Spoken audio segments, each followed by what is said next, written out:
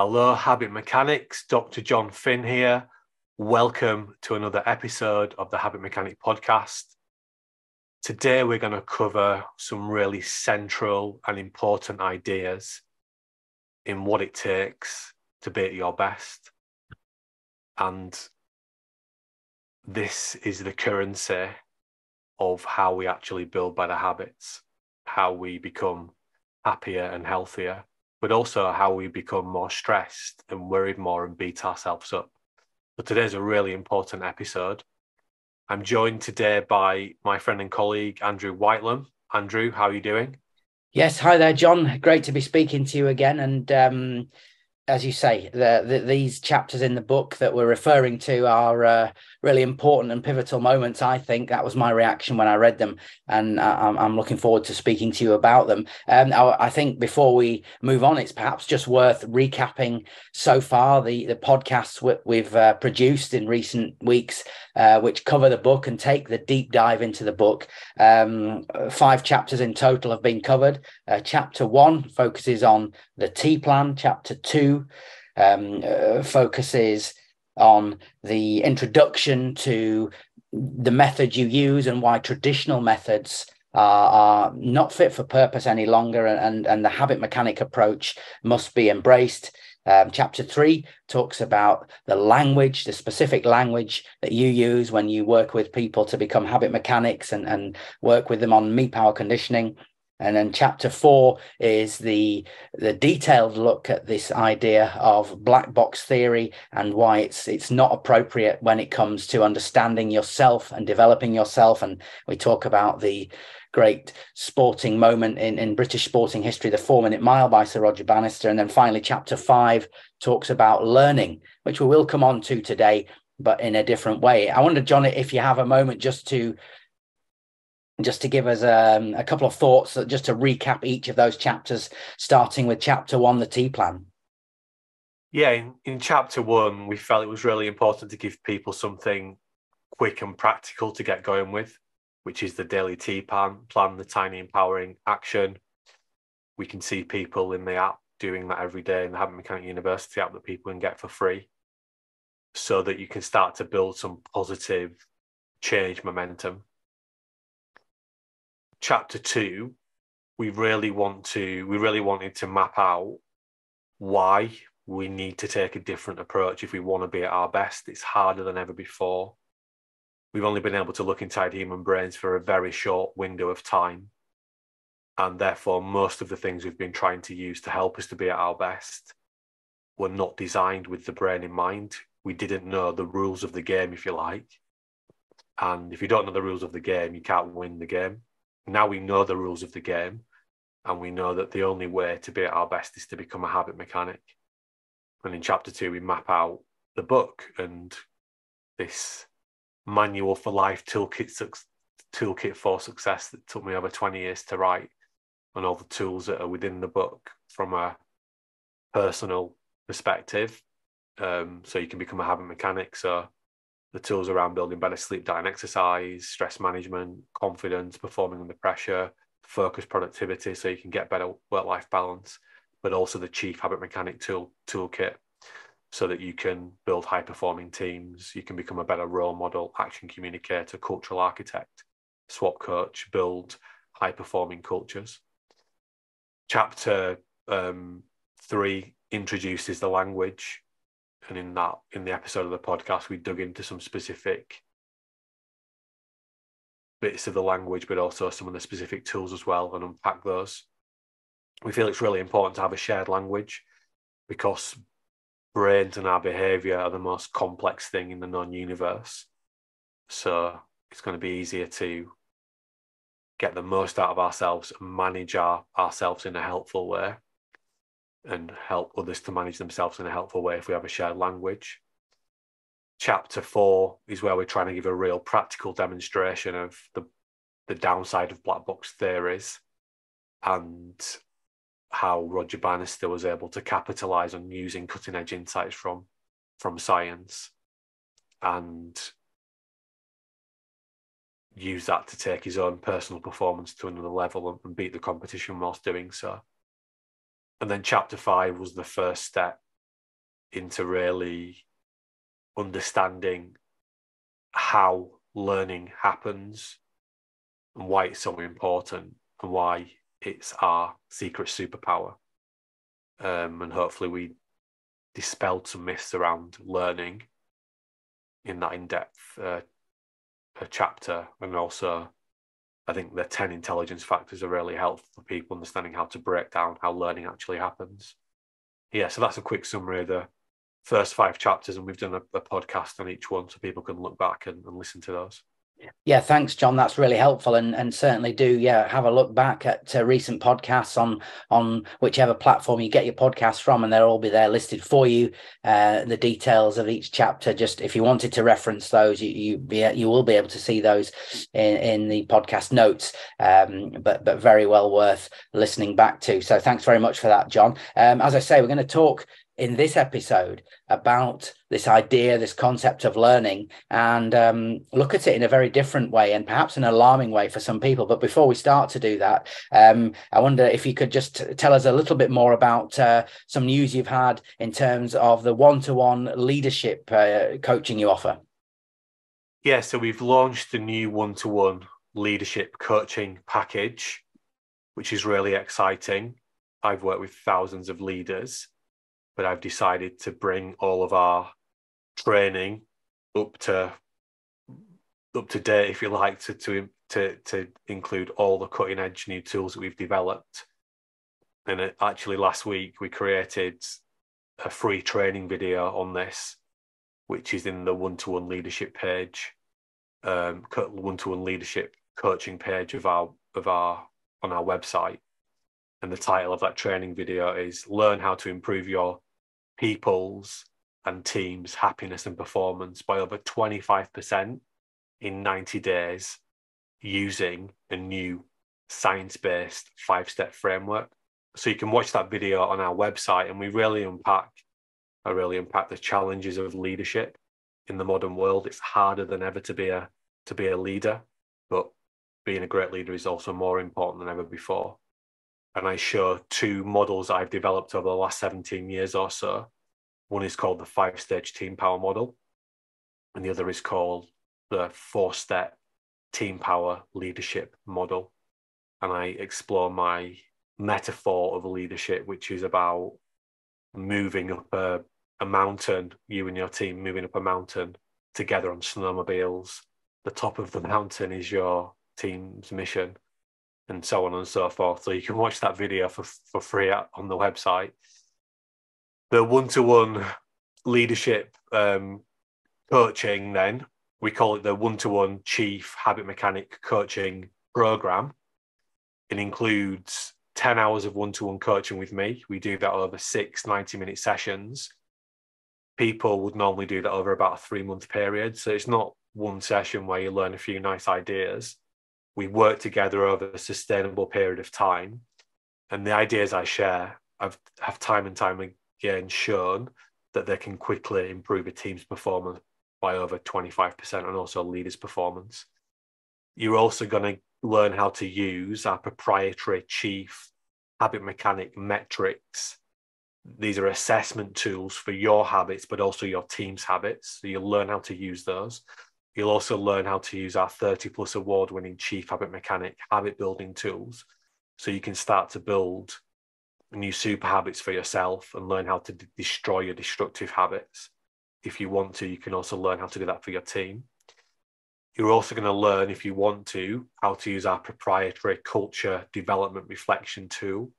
This shows leaders how to use our 9 action factor model to supercharge their culture so they can develop a purposeful development culture, which is more important than ever in the VUCA post-pandemic world if we want to help our people to be at their best and ourselves.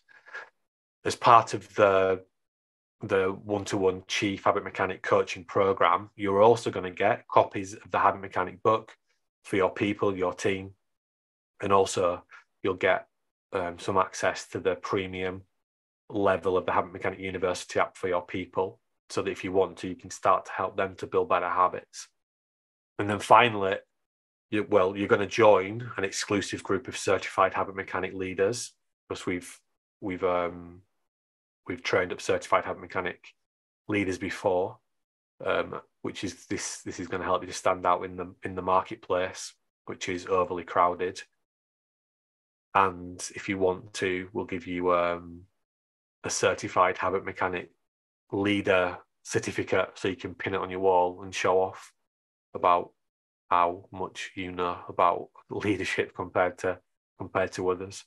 So yeah, we need to move past this idea of, if we tell leaders a list of things that they need to get good at, then that's going to be enough. We actually have to help leaders to build better habits. And that's what this one-to-one coaching program is designed to do. So if you're interested, go to the website and check out the free training video. And if you want to have a conversation about working together, let's do that. Yeah, thanks for that overview, Jon. Really useful. And I know news of that program dropped into inboxes in recent days. And as you say, go to tougherminds.co.uk and look in the services and products section, and you'll see the page and the video Jon's referring to. Thanks. That's great. So, Jon, let's get into the meat of this podcast then. We're looking in detail at chapter 6 and 7 of the Habit Mechanic book. And the title of chapter 6 certainly caught my attention when I read it, and I know it'll catch many people's attention. You refer to this, what we've described as a secret superpower for people, i.e. learning, can also be incredibly damaging and problematic. And you've described it as fighting a learning war. Please do tell us more. Yeah, well, we're learning all the time. The things that we're good at, we've had to learn to do. But also we've learned how to do the things that we're not very good at. For example, beating ourselves up, worrying, getting stressed, procrastinating, eating the wrong types of food, not sleeping as well as we'd like to, not exercising as much as we'd like to. And if we just think about the lockdown situation in the pandemic, that forced us to learn a new set of behaviors. Because we couldn't leave the house as much as we wanted to. We had to communicate via technologies. We had to do lots of different things that we hadn't habitualized before. So we are in a learning war. And the war, the people we're fighting against, is largely big corporates that are trying to get us to do what they want us to do, because they monetize our attention, and they know that if they don't get us to keep paying attention or to keep consuming their products and services, then their shareholders are not going to be very happy. Unfortunately, a lot of the things that they want us to do to increase the share prices of their organizations are just not very helpful for us. One of the examples that I give in the chapter is this is a verbatim article, a news story. I think it was in Vanity Fair magazine. It's one of the heads of the big streaming services saying that their competition is sleep, and they're winning. They're beating sleep essentially. So they're making people stay up later than is helpful for them. We know the negative impact poor sleep has on brain function, and therefore mental health, and therefore things like weight gain, and things like stress, and things like beating yourself up, and things like procrastination. And you had the boss of a huge corporate global entity ragging about that. It's there in black and white. So we're in a war. We are, and we're being hijacked all the time to do some really unhelpful things.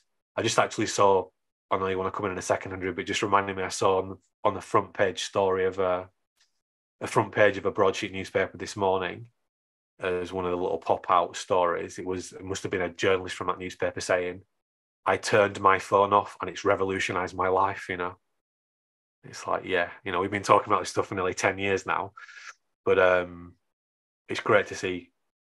It's great to see people starting to wake up, I suppose.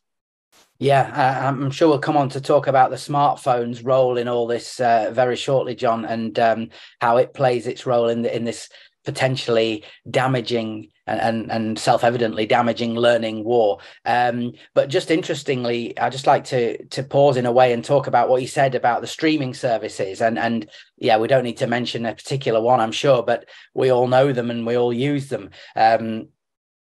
What's happening then in scientific terms, in brain terms, when these streaming services will show you an episode of something you like, something you've selected, and then immediately on their screen, their interface, if you like, they're starting to show the next one before the current one's finished. In neurobiological terms, that's quite significant, isn't it, I believe? Yeah, so in real simple terms, our brain's number one operating rule is to save energy. So we're designed to survive, and the core currency for survival is energy. If we don't have any energy, we can't operate. It's like if your car doesn't have any petrol or any battery charge now, it can't go anywhere. So our brain all the time is looking to save energy. So, previously, I think The Sopranos is really interesting in those early HBO series because they captivated people's attention and they got lots of traction.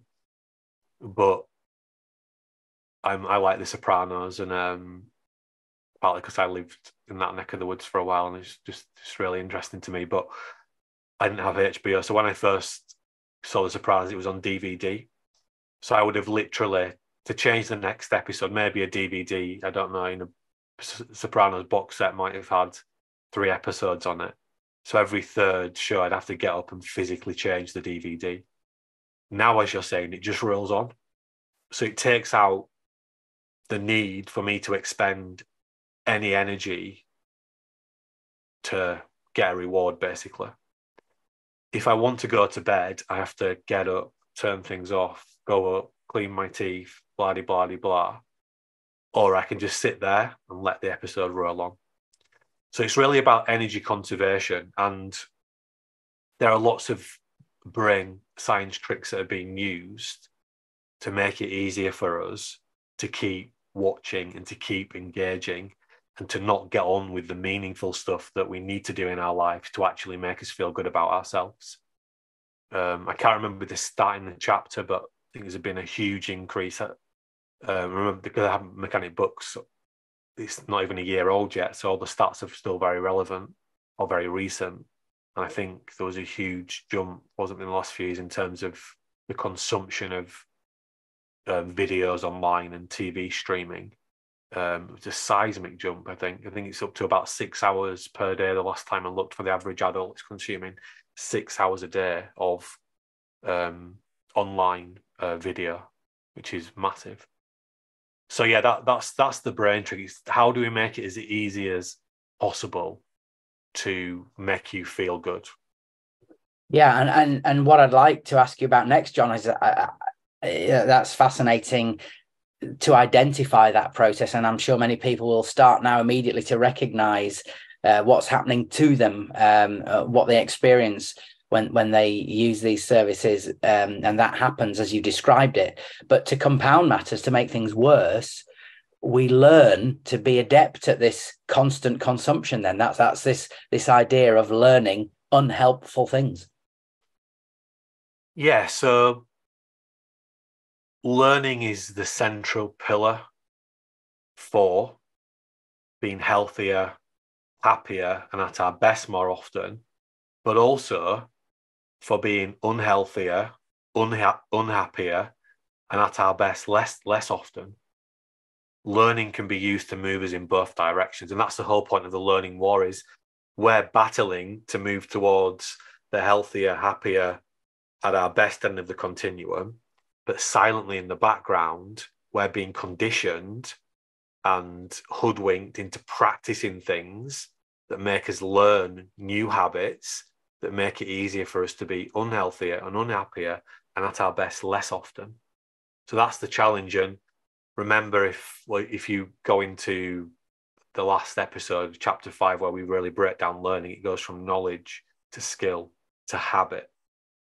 So learning is the currency of how we build new habits. we talk about this idea of, we start with,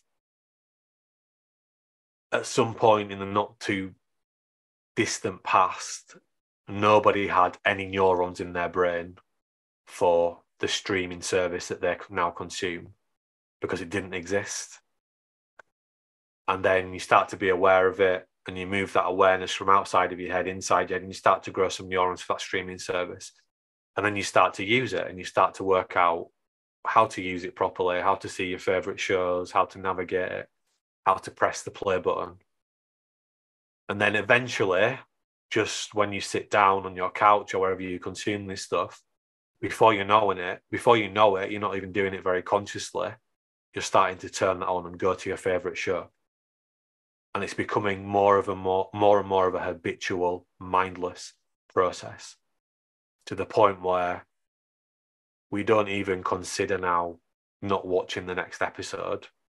It's just, it's playing before we even considered, should we watch it or not? It's already there in front of us. So the more we're practicing engaging in anything that we do, the more we're learning to get better at it.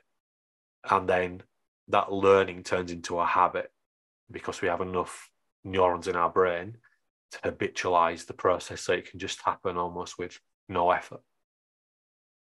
Yeah, it is fascinating and alarming in equal measure, John, when you describe it like that. And we mentioned it just briefly before. The smartphone also plays a massive role in this. We were just talking about it in the context of streaming services. But in the book, you cite another book by Dr. James Williams, who's, I believe, a former Google employee, who's written his analysis of this situation in terms of the smartphone, and he uses the term the attention economy, and he and you also make this point and identify this moment in time, as it were, where the smartphone has become an attention grabber.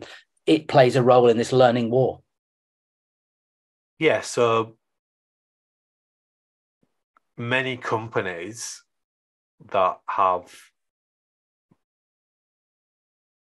again, didn't exist in the not too distant past, but now have become some of the biggest on the planet, they generate their revenue through advertising. So social media platforms you use, for example, the search engines that you use, they generate most of their income through advertising. So they can't sell their ads or their spaces for ads on their platforms if no one's on the platforms. So although the platforms might appear free, they're not, because you're paying with your attention. And companies are paying these social media companies and search companies, for example, to place ads so that they've got a better chance of hooking you in to buy their services. So that's what we mean by the attention economy. Yeah, and it's said that the most valuable real estate on the planet is actually human eyeballs, because our attention is a scarce resource and it can be monetized. And if you think about it, it's the first access point into your brain. So becoming visually aware of something, for most people on the planet, the first interaction they have with anything is they become visually aware of it. Even if you hear about something on the radio or a podcast, you're going to go check it out with your eyes. Again, if you have sight, but most people on the planet do. So the attention economy is real. It's here. The consequences are very damaging, because our ape brain and our hue has a preference for paying attention to things that are not always that helpful for being healthy, happy, and at our best more often. We get hooked into these variable reward systems, and we're being tricked all the time to get addicted. And when I say addiction, I mean that you're doing something that you know isn't helpful for you, You know it's not helpful for your health, your happiness, your performance, but you keep doing it anyway. That means you're addicted to it. There's loads of tricks being used all the time to addict you to paying attention to and practicing engaging in things that are not helpful. So we see the red dots, for example, on your phone, on the app button icon on the phone, but you even now see it in the web browser, the little red dot on the social media apps, because we're conditioned to associate the color red with danger and importance. That's why that's there. You will see on your phone the little dot, dot, dot that's signaling someone's going to reply to you. So there are all these little tricks that are designed with the brain in mind to hook you in and to make you practice engaging more and more and paying attention more and more to these things. Yeah, and I think what's, again, just to, I think, justify the term war, because the consequences of this are potentially so damaging. The learning war, as you title chapter 6 in the Habit Mechanic book, John.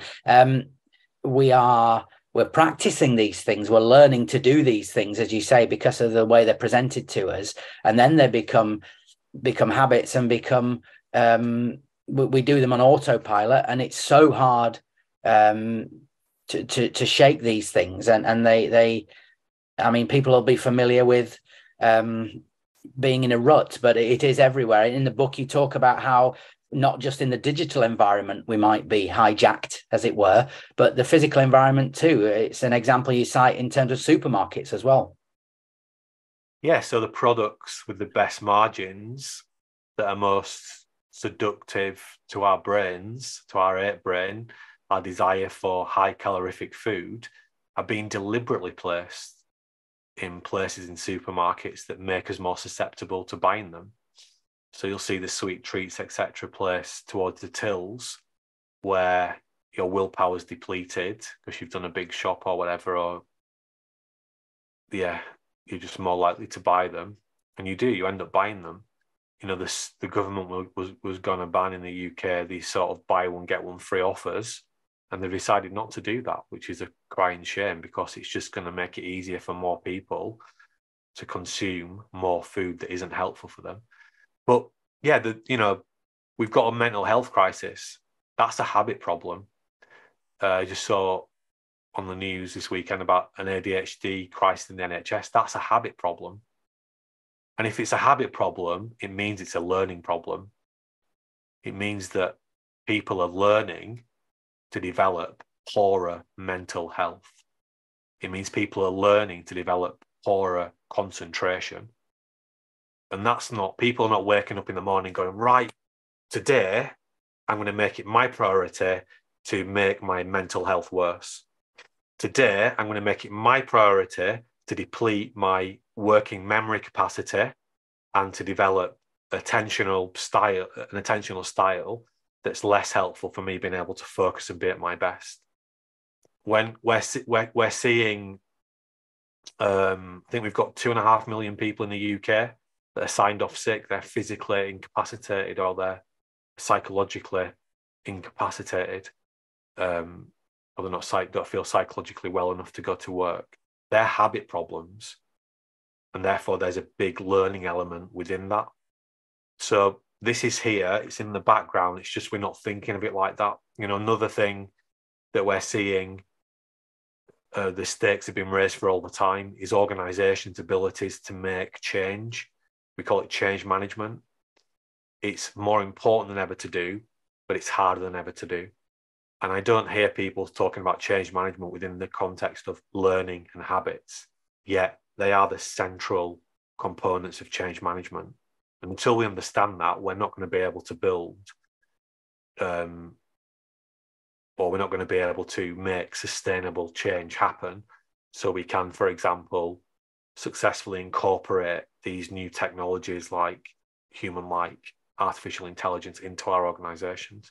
So it's everywhere we look in society, from your favorite football team. If you're a Premier League football fan, the chances are that your manager's been sacked so far this season, because I think 13 of them have. That's because they've not been able to help the players to learn what they need them to learn and habitualize that learning so that they can adopt the style of play that they wanted their team to adopt. That's probably the reason why they've lost their jobs. And no one taught them how to do that. So this is so central to everything that we're doing, but it's invisible. And actually, we're silently being conditioned to learn things that are making our lives more difficult. And it's not being done accidentally. It's been done very deliberately, because people want to monetize our attention. What sort of reactions do you get, Jon, from people? Obviously, you've trained many thousands of people. You've worked with major businesses.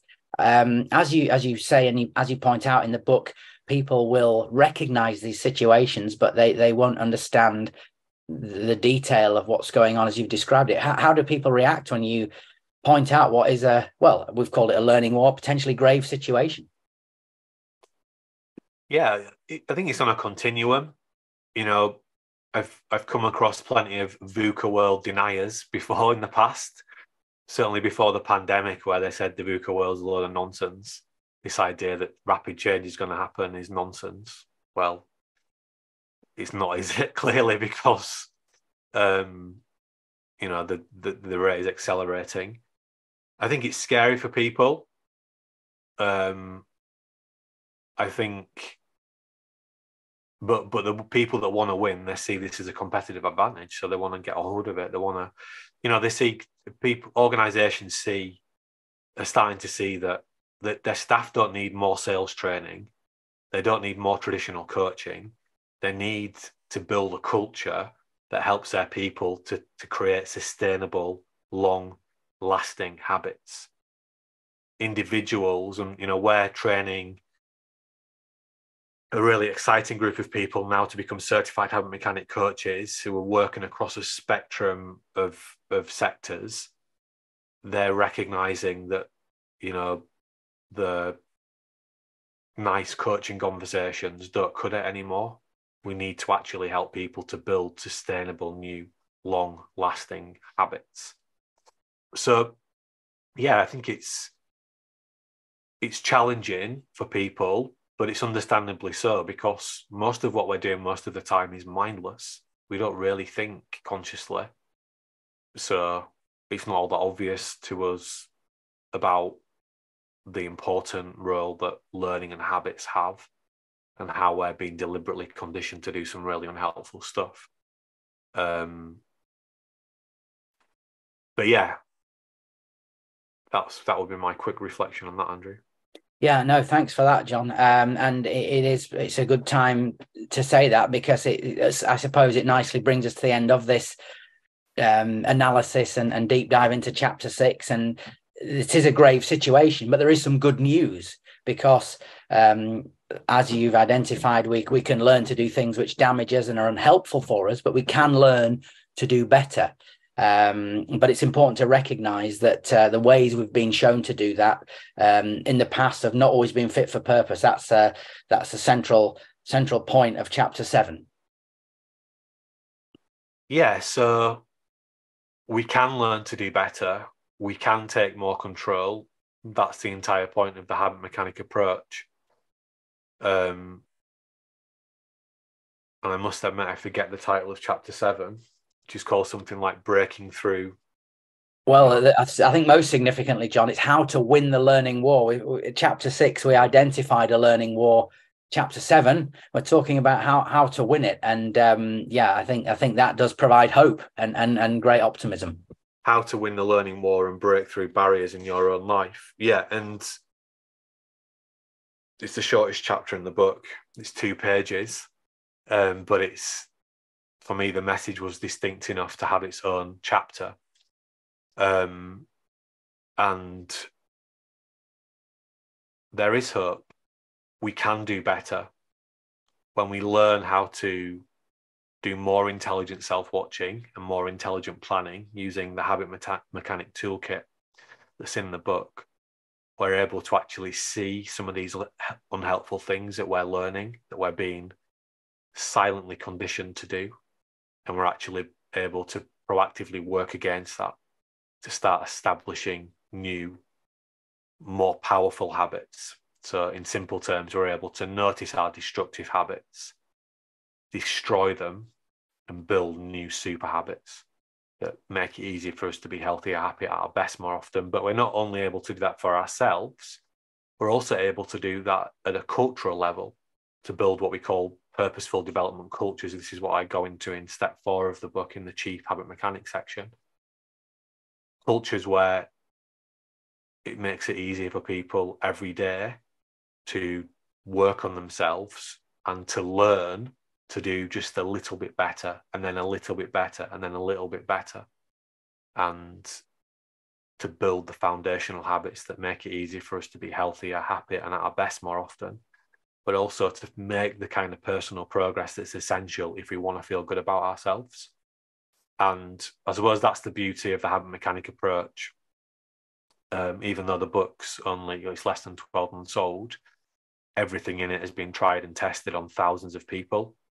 In the last 10 months now, I think we talk about 10,000 people we've worked with. I think we're going up to over 20,000 people now, because we've got so much traction from the book in the last 12 months. And time again, on a daily basis, people tell me how impactful these ideas are on their lives. So yeah, I think we're at a really exciting point where we know what the rules of the game are now, and we can start to use the rules to help us to win. And I can see already habit science making the same seismic impact on people's well-being, performance, leadership, team performance, cultures that, for example, sports science has had on the physical conditioning of professional athletes over the last 20 years or so. So habit science is sort of the shining light, I think, if we want to be healthier, happier, and at our best more often. And I'm not seeing it described in that language anywhere else but the habit mechanic. So, the habit mechanic approach, I just think it's not just me saying this, it's the feedback we get every day from people. If we understand the rules of the game, we can win the game. Yeah, I think it's really, really beneficial and appropriate that you've shared with us some of that progress that's been reported back to you when people have used your habit mechanic approach. That's not only great to hear, but it provides hope, because as you do recognize in chapter 7, sometimes when you embark on this journey to change, it does feel massively daunting and almost impossible. But you talk about people feeling on taking more control of their lives and feeling in more control. Yeah, and I think that's at the heart of what we're all trying to do. That is the ultimate outcome we're trying to achieve. We're not that conscious of it, but we want to get more control over how we feel. We want to feel better, and that's why it's easy for big corporates to trick us into doing things that give us short-term gratification, but actually make us feel much worse about ourselves in the long term. We want to get more control over what other people think about us, and that's why it's easier for these social media platforms to present their lives in a disingenuous way, to say, well, this is me and my life, and actually it's an edited photo, and there's all sorts of stuff going on social media, so that makes you feel worse about your life. So we know that if we want to feel happy about ourselves, and if we actually want to get more control, it's not just about giving into short-term gratification. We've got to build sustainable, new, long-lasting habits that also allow us to make personal progress. That means to do meaningful work that allows us to feel good about ourselves. Yeah, and as we come to the conclusion of chapter 7, you talk about how you're going to take people on this journey of learning how to be better. Just I think a point worth making is in the same way that you've shown us that in the attention economy, streaming services, big corporates, social media, smartphones, help us in inverted commas build these unhelpful habits because what they present is brain friendly. People should be reassured that the habit mechanic book contains a myriad of brain friendly tools and approaches to help them be better as well. Yeah, so the key to doing better is more intelligent self-watching and more intelligent planning. And that's what the habit mechanic tools allow you to do. Allow you to do more intelligent self-watching and more intelligent planning so that you can do, or you can learn to think and behave in a different way that eventually results in better habits. That's the key. So more intelligent self-watching, more intelligent planning allow us to practice things, in other words, to learn. And if we keep practicing those things, we eventually habitualize them so that we automate them. So we're automating more and more super habits, and they displace our destructive habits.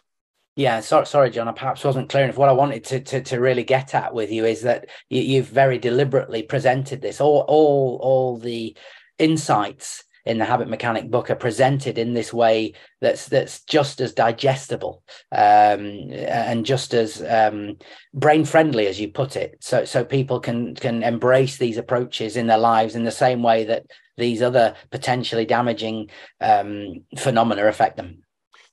Yeah, so we're certainly using the same, and I'd say more comprehensive behavioral science systems than these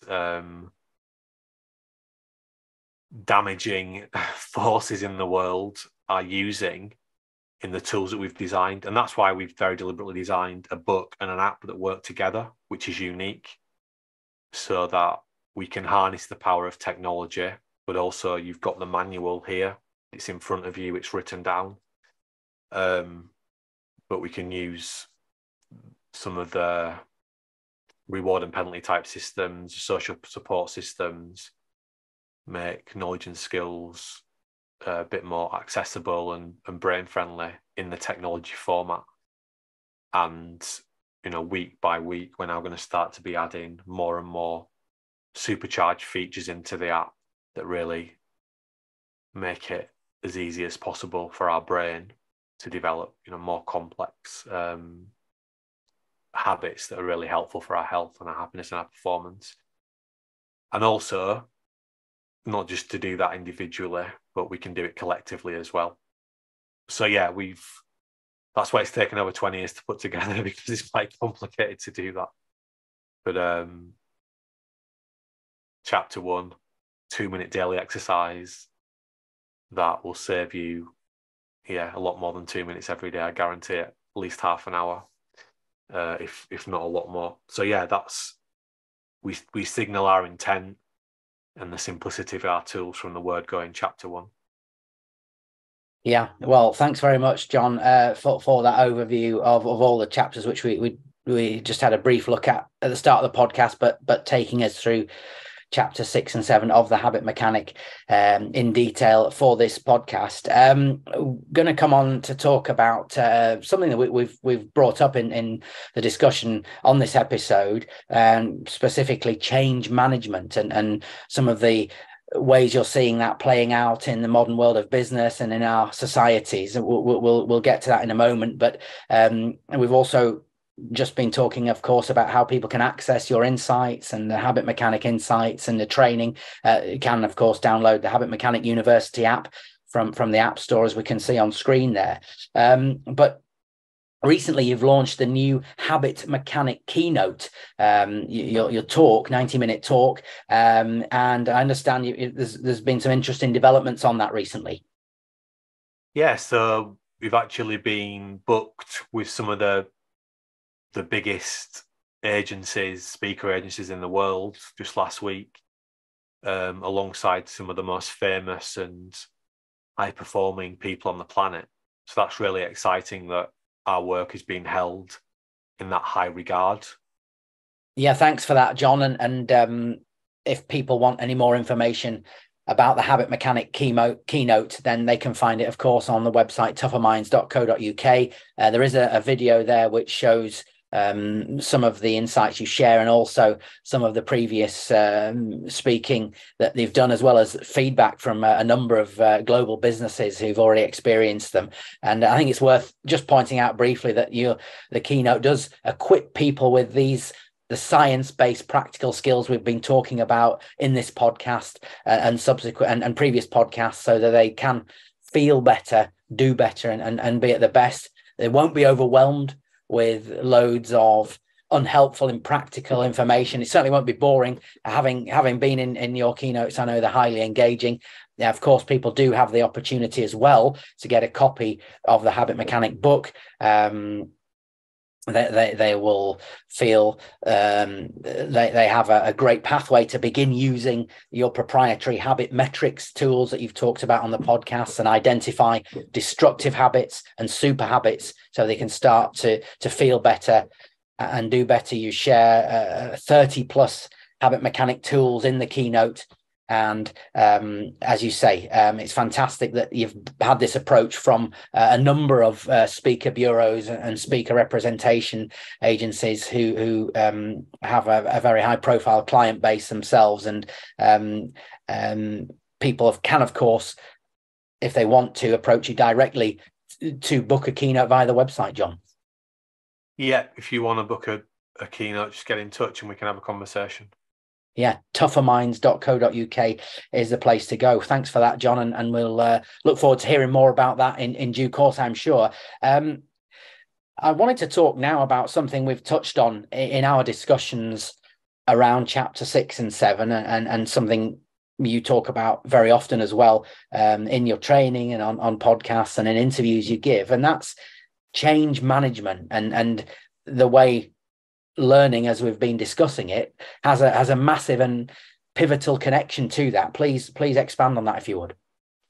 Yeah, and actually we've used in the past that we might use this expression in the book, I can't remember, but we've used the term personal change management. But the only constant in the modern VUCA post-pandemic world is change. And therefore, our organizations have to keep tweaking and refining the way that they do things, sometimes more than tweaking and refining, sometimes making big changes to the way they do things in order to beat the competition. So they need to make changes so that they can keep optimizing their approaches to delighting their customers. And the big news story on that front in the last few weeks, and it will continue to be a big news story, is the role of human-like artificial intelligence, which we took a deeper dive into in the last podcast. Yeah, that the chat GPT chat bot, and I think Google's got a rival as well that's been recently released, and there's been a great deal of news coverage of these things. And there was a report which analysed the potential seismic impact, a word you use a lot, seismic, on the workplace around the world. And it's so important that people are equipped to not only just deal with these new phenomena, these new trends and the way it will change the way they work and live, but they also can help others and as you say, build a culture that can adapt and succeed in these contexts. Yeah, so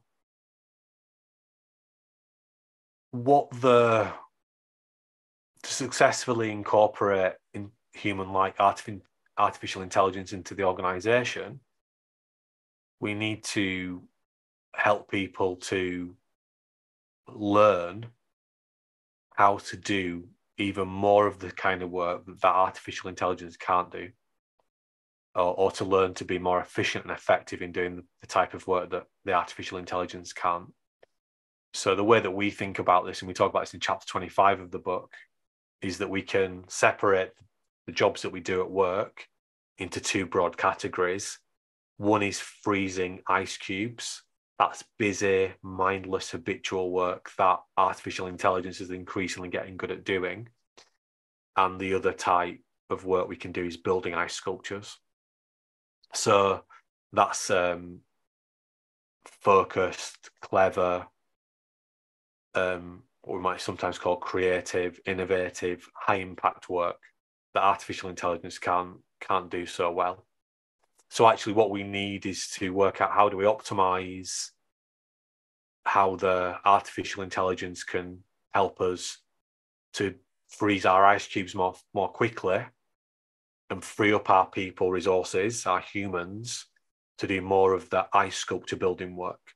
But in order to do that, people need to learn how to build more habits that allow them to do more ice sculpture building work more consistently. And that starts with learning how to build better, for example, sleep habits and diet habits and exercise habits so that you can get your brain working well. Building better habits around how you focus and how you manage what we call your activation levels and how you manage your stress as well. So what organizations can do is, if they understand that they're the new rules of the game, is they can create cultures, what we call them purposeful development cultures, that make it much easier for people to develop these ice sculpture building habits so that they can be more efficient and effective with how, so that people can be more efficient and effective with how they use their time to do high impact work. So that's the way that I'm seeing things shaping up. But at the heart of all that is learning. So when we, change management, we've traditionally thought about bringing a new IT system or something like that. But we need to get much better at using habit science within how we make change in organizations. And excitingly, that's the work that we're doing with our clients. We're helping their people to ultimately build more ice sculptures. And then very quickly, we know that by doing that, we can help to improve the performance of any team by over 25% very quickly, which you probably think, that's ridiculous, John. We can't do that. I guarantee you can when you implement this science. It's so powerful.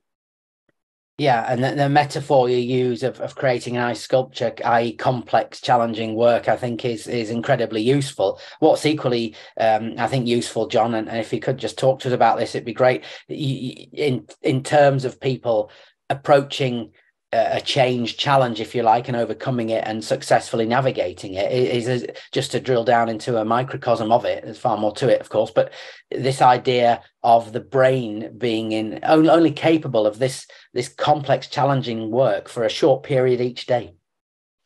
Yeah, so we have a model called the brain states model.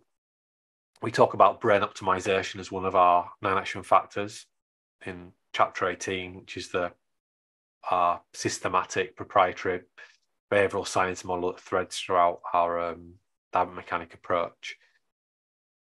So the brain states model talks about the brain being like a battery, and it has 3 operating states. One is recharge, one is medium charge, one is high charge.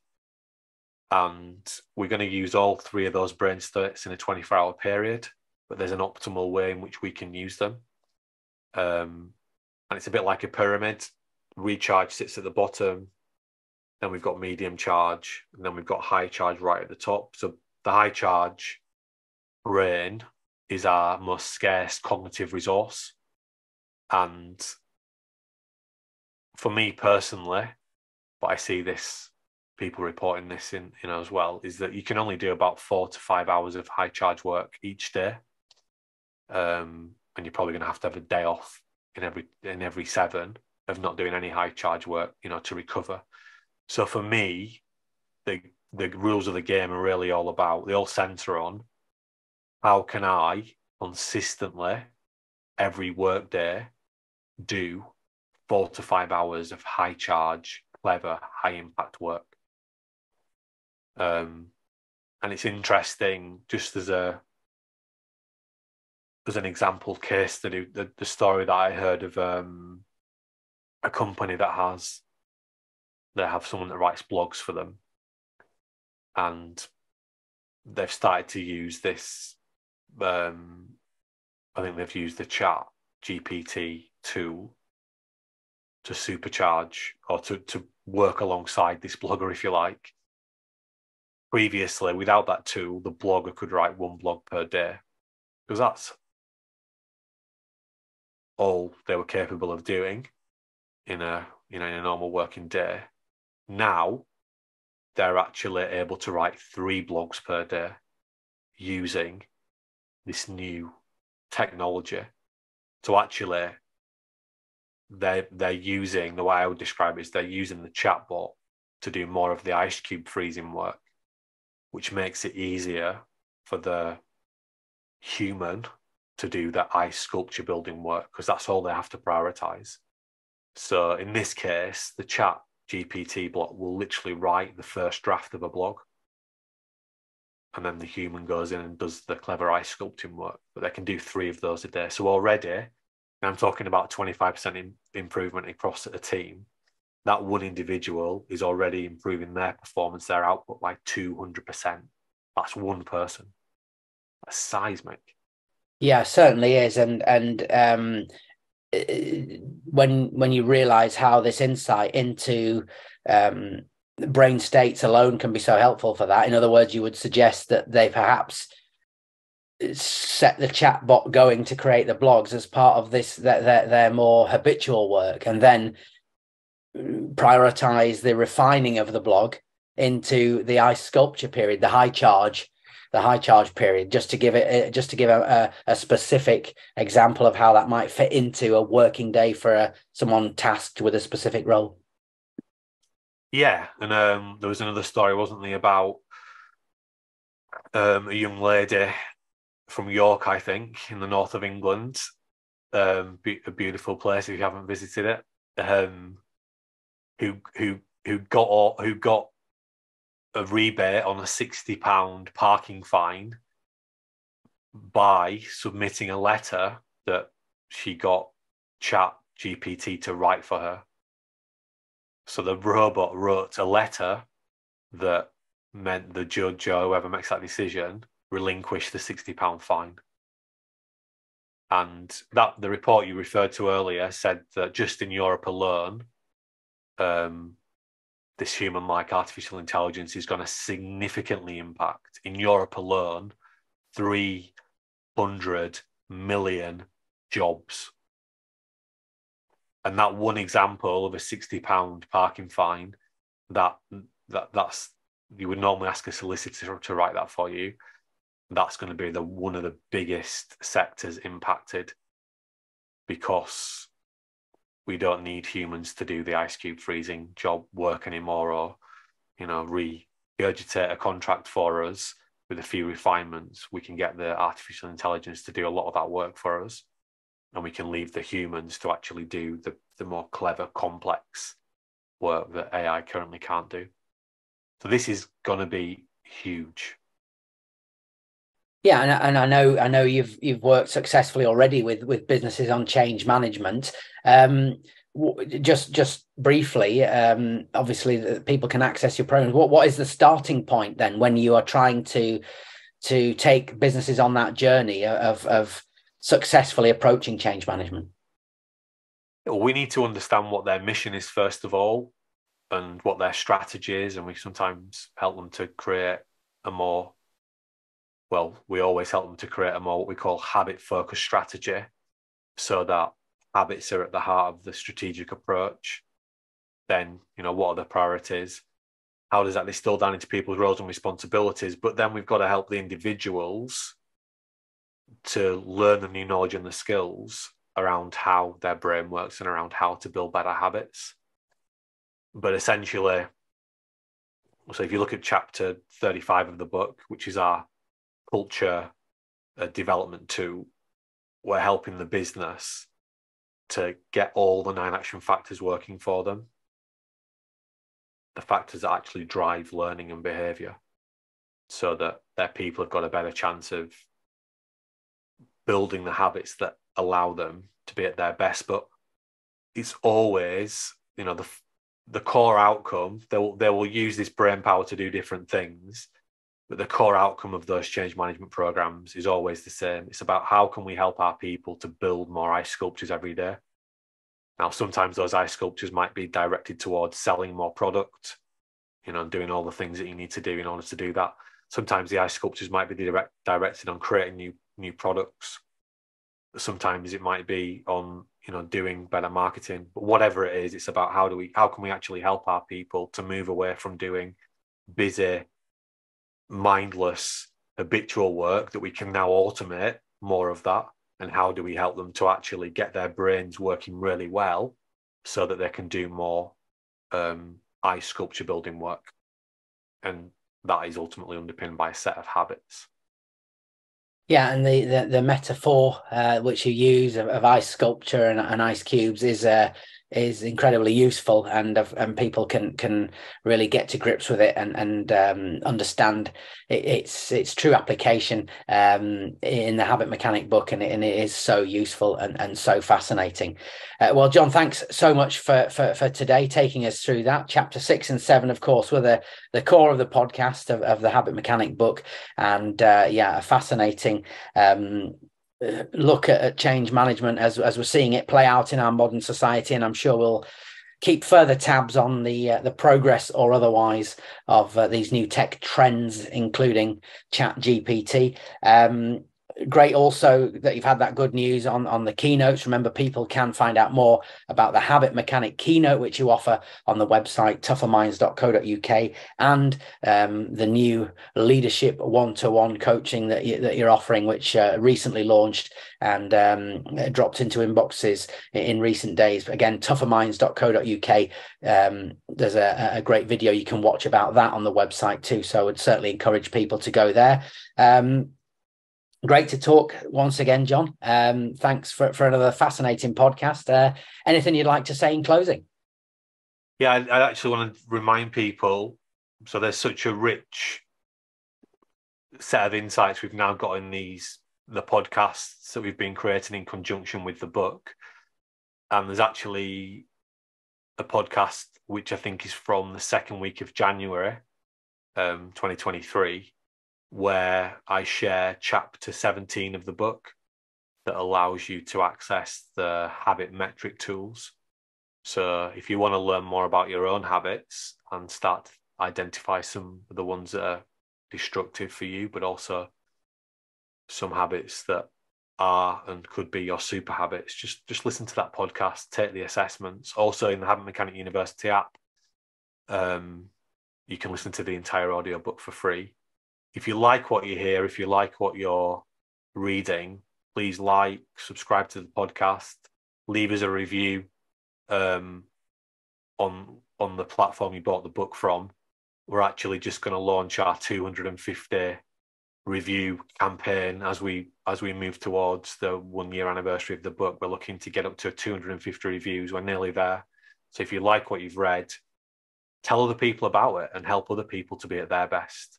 Because the more people we can get using these approaches, the healthier, happier, and at their best, more and more people are going to be, which is only a good thing.